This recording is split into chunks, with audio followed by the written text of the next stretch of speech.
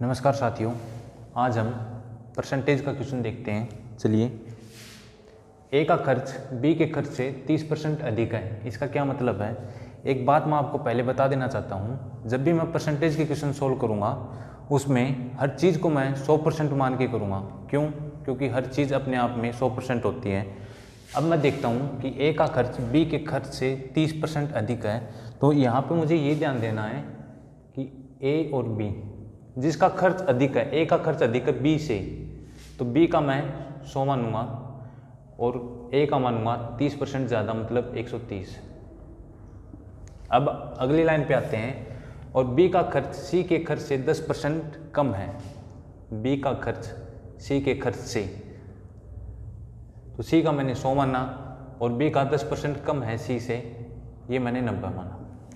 अब अगर मैं आगे क्या कहता है क्वेश्चन, यदि इनके खर्चों का योग 64,470 हो तो ए और सी के खर्चों के बीच में अंतर होगा।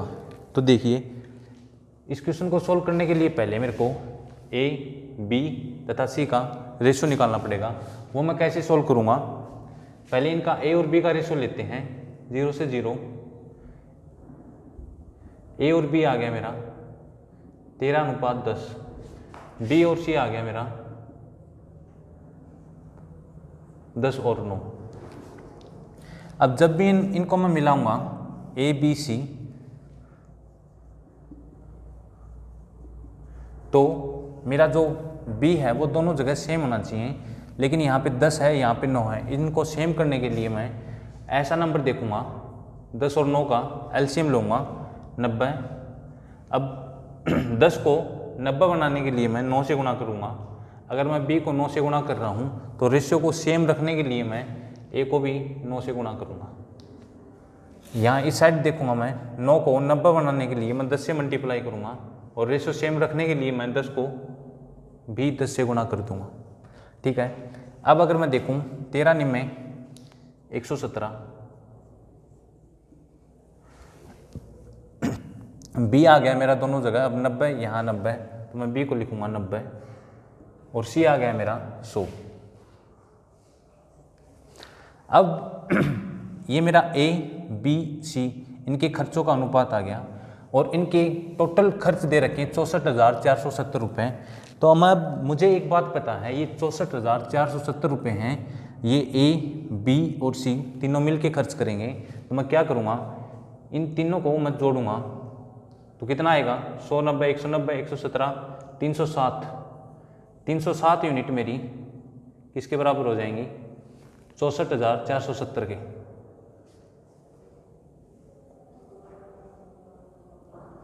अगर मैं यहाँ से 1 यूनिट निकालूं तो मेरा आ जाएगा 64,470 बटे में 307। अब देखिए, अब मुझे बताना क्या है, ए और सी के खर्चों के बीच में अंतर क्या होगा।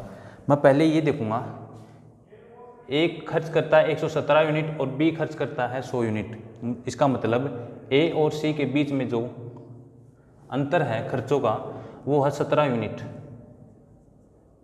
इसका मतलब मुझे 17 यूनिट की वैल्यू बतानी है। 1 यूनिट की वैल्यू मेरे पास 64,470 रुपये बटे 307।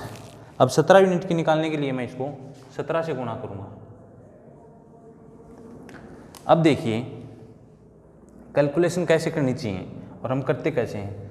अब मैंने देखा यहाँ पे 307 है, तो मैं इतना बड़ा मैथमेटिशियन तो हूँ नहीं कि 307 का पढ़ा मेरे को याद रहेगा, लेकिन मैं थोड़े अंदाजे ज़रूर लगा सकता हूँ। कैसे? अगर मैं ये नंबर और ये नंबर 0 को मैं एक बार छोड़ देता हूँ, तो देखूँ अगर, तो मैं ये देखूँगा कि 7 के पहाड़े में 7 कहाँ पर आता है। एक तो 7 गुणा 1, एक पे एक आता है 7 गुणा 7, 49 पे। इसका मतलब मुझे नहीं पता कि आगे कितने पे जाएगा, लेकिन मैं इतना बता सकता हूँ 1 या 7, लास्ट में ये नंबर आएंगे। तो मैं देखता हूँ, मुझे ये पता लग गया 1 या 7। ठीक है। अब मैं 644 को और 307 को देखूँ तो लगभग मेरे को डबल दिखाई दे रहा है। लगभग मेरे को 3 दूनी 6, लगभग मेरे को डबल दिखाई दे रहा है। तो ये पक्का या तो 21 पे जाएगा या 27 पे जाएगा। अगर मैं 307 की गुणा 27 से करूँ तो 64,470 से ऊपर आएगा, ये मेरा जाएगा 21 पे। ठीक है, तो मेरी 1 यूनिट की वैल्यू कितनी आ गई? 21। मुझे 17 यूनिट की वैल्यू बतानी है। 17 गुणा 21 कितना आ जाएगा? 3,750 रुपये। ये मेरा आंसर है, ऑप्शन बी। लेकिन क्या इतना टाइम, इतनी कैलकुलेशन करने के लिए मेरे को पेपर में टाइम मिलेगा? नहीं, मुझे और भी सब्जेक्ट करने हैं, और भी क्वेश्चन करने हैं। तो मैं क्या करूँगा, मुझे ये पूरा सोल्व नहीं करना। अगर मेरे पास हल्की सी नंबर की समझ और कैलकुलेशन करने के तरीके मुझे को पता है, मुझे ये पता लग गया यहाँ से, चलिए मैं बताता हूँ कैसे, कि ए बी सी का मैंने खर्चों का अनुपात निकाल लिया 117, 90 और 100। मुझे पता लगा ए और सी के खर्चों के बीच का अंतर मुझे बताना है, जो कि मेरा आया है 17 यूनिट। अब जितना भी खर्च है, जितने भी रुपए दे रखे, मेरे को उससे कोई मतलब नहीं। मुझे मतलब है कि मेरी 1 यूनिट की वैल्यू आएगी और मैं उसको 17 से गुणा करूँगा। अगर मैं किसी को 17 से गुणा कर रहा हूँ, इसका मतलब वो मेरा 17 से डिवाइड भी होगा। तो इससे अच्छा मैं यहाँ पे पहुँचने के बाद मैं डायरेक्ट क्या देखूँगा कि ऑप्शन में जो भी मेरा 17 से डिवाइड होगा वो मेरा आंसर हो जाएगा। चलिए चेक करते हैं एक बार। 2100, 17 एकम 17। अब देखो 17 के पहाड़े में 1 से लेकर 9 तक 0 नहीं आती, इसलिए ये मेरा कट। अगर मैं दूसरा ऑप्शन देखूं, 17 दूनी 34, बच गया 17, 17 एकम 17, ये मेरा पूरा डिवाइड होता है। अगर मैं इन ऑप्शन पे ध्यान दूं, 17 दूनी 34, यहाँ बच जाएगा 138, 17 के पहाड़े में 138 नहीं आता, ये भी कट। डी अगर ऑप्शन देखूं, 17 3 51, यहाँ बच गया मेरा 5 57, 17 के पहाड़े में 57 नहीं आता, इसलिए मेरा ऑप्शन कट। तो मैं इस क्वेश्चन को बस इतना सोल्व करके 17 का मल्टीपल देख के मैं आंसर लगा सकता हूँ। आइए अगला क्वेश्चन चक्रवर्ती ब्याज का देखते हैं। चक्रवर्ती ब्याज का क्वेश्चन करने से पहले मैं आपको थोड़ा बहुत चक्रवर्ती ब्याज के बारे में बताना चाहता हूँ। चक्रवर्ती ब्याज, चक्रवर्ती इसका मतलब ब्याज पे ब्याज लगना। अब ब्याज पे ब्याज कब लगेगा? 1 साल के बाद। जब मेरे को 1 साल का ब्याज मिलेगा उसके बाद ही तो ब्याज पर ब्याज लगना शुरू होगा। इसका मतलब यहाँ से एक बात मैं बोल सकता हूँ कि 1 साल का ब्याज, साधारण ब्याज और चक्रवर्ती ब्याज दोनों बराबर होते हैं। अब चलिए एक छोटी बात और बताता हूँ मैं आपको कि मेरे पास एक सक्सेसिव नाम की टर्म होती है जिसको हम हिंदी में बोलते हैं क्रमागत।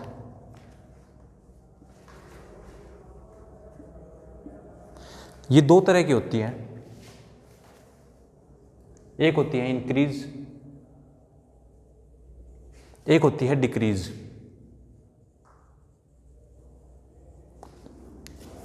इंक्रीज को बोलते हैं बढ़ना,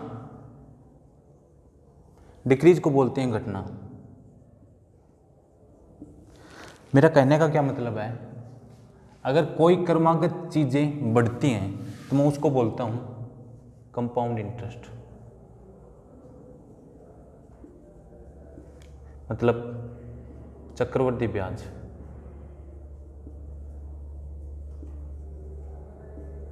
अगर कोई चीज मेरी क्रमागत घटती है मैं उसको बोलता हूं डिस्काउंट, मतलब छूट। ठीक है, क्रमागत का मतलब क्या है कि पहले कोई चीज़ मेरी 100 थी, वो 10% बढ़ी 110 होगी, फिर उसके बाद दोबारा 10% बढ़ी वो 121 होगी। ये होता है मेरा क्रमागत, मतलब बढ़ी हुई चीज़ पे बढ़ना क्रमागत होता है, सक्सेसिव होता है। चक्रवर्ती ब्याज क्या होता है, मेरी सक्सेसिव इंक्रीज होता है। सक्सेसिव इंक्रीज को ही हम कंपाउंड इंटरेस्ट, चक्रवर्ती ब्याज बोलते हैं। तो इसमें अगर मैं, अब क्वेश्चन में क्या बताना है मुझे कि 10% की मेरी रेट है और मेरे को डिफरेंस बताना, अंतर बताना है 2 साल का और 4 साल का। तो अगर मैं इसको फॉर्मूले से करूँगा तो मेरा बहुत लंबा प्रोसीजर है। अगर मेरे को सक्सेसिव इंक्रीज की अगर थोड़ी बहुत नॉलेज है तो मैं कैसे करूँगा,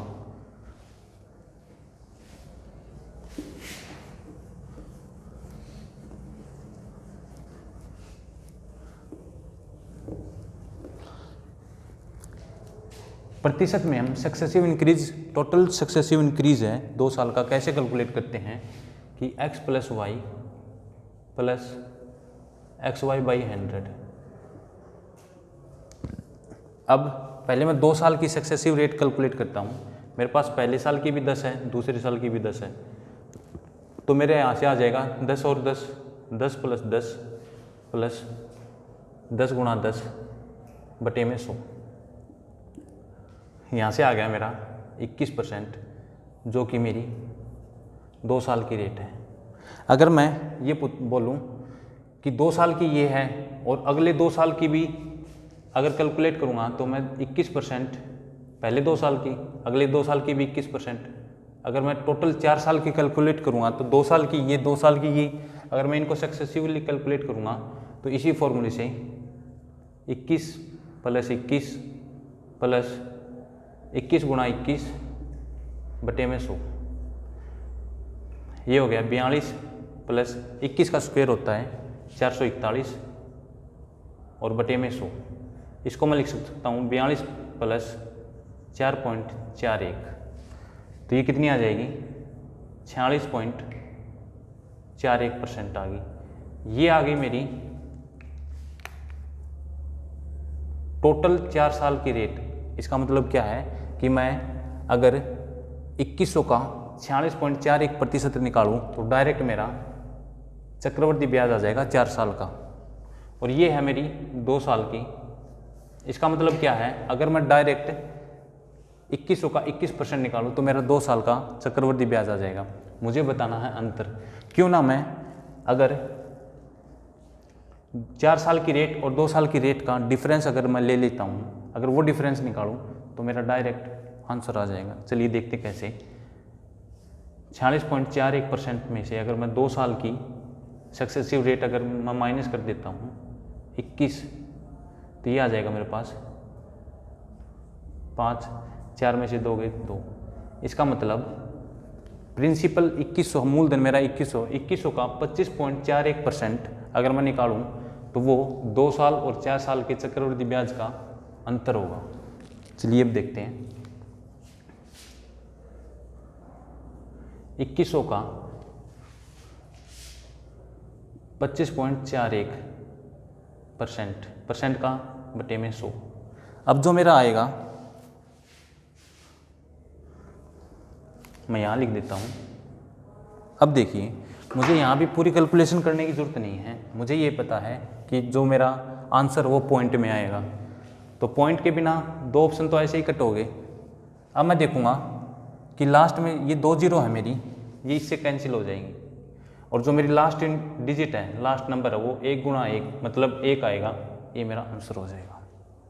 अगर मैं थोड़ा बहुत अंदाज़ा लगाऊं तो 25 दूनी 50 मतलब 50 से ऊपर मेरा आंसर होगा, मैं ये बता सकता हूँ। और जो ये चीज़ें मैंने बताई हैं, इनको मैं विदाउट पेन सोल्व कर सकता हूँ। मुझे पता है 2 साल का सक्सेसिव रेट मेरी कंपाउंड इंटरेस्ट की 10, 10, 20 और प्लस में 21%। 4 साल की निकालूंगा तो मैं 21, 2 साल की ले लूँगा, 46.41% आ जाएगा। मैं डायरेक्ट ये दोनों चीज़ लिख के डिफरेंस लूँगा 25.41 और मैं आंसर मार्क कर दूँगा।